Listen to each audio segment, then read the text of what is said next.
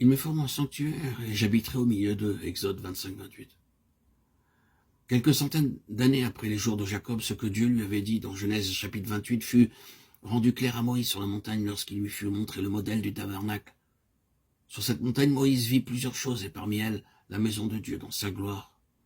Dans l'Épître aux Hébreux, nous voyons que ce qui fut montré à Moïse sur la montagne n'était qu'une ombre de cette maison que Dieu bâtit maintenant.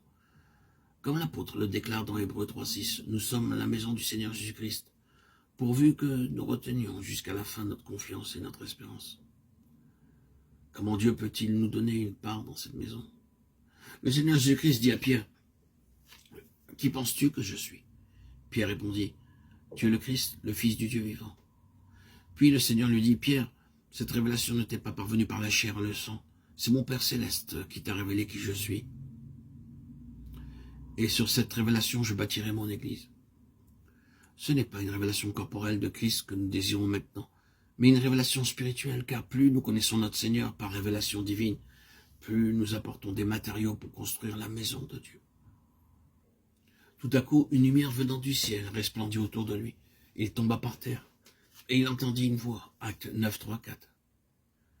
Alors que Saül de Tarse s'acheminait vers Damas, il vit une grande lumière et entendit une voix.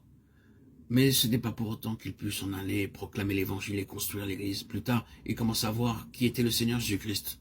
Pour cela, il dut se rendre dans le désert, Galates 1, 15 à 17. C'est là qu'il commença à voir la signification spirituelle de l'église. Ce n'est qu'alors qu'il fut à même d'exposer aux gens le mystère de l'église, car cela ne peut être que le fait d'une révélation de Dieu. Nous trouvons la même vérité révélée plus pleinement dans le livre de l'Apocalypse. Là, nous voyons la maison de Dieu, le tabernacle céleste, la sainte cité de Dieu descendant du ciel. Ce qui aujourd'hui est en construction est déjà montré comme achevé. Mais avant ce jour, les vieilles choses doivent passer, Apocalypse 21, 5.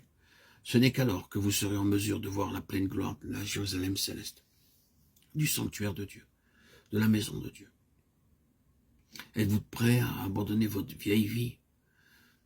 Laissez tout de la vieille vie et permettez-lui de faire de vous une créature entièrement nouvelle.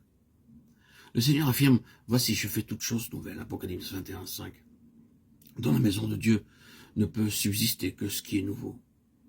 Que Dieu nous révèle son plan céleste et que dans sa maison céleste, tout soit entièrement nouveau. Et l'on t'appellera d'un nom nouveau que la bouche de l'Éternel déterminera. Ésaïe 62, 2. Dieu recherche une demeure en nous, un lieu de repos tel qu'il ne peut l'obtenir dans tout le ciel, en dehors de nous.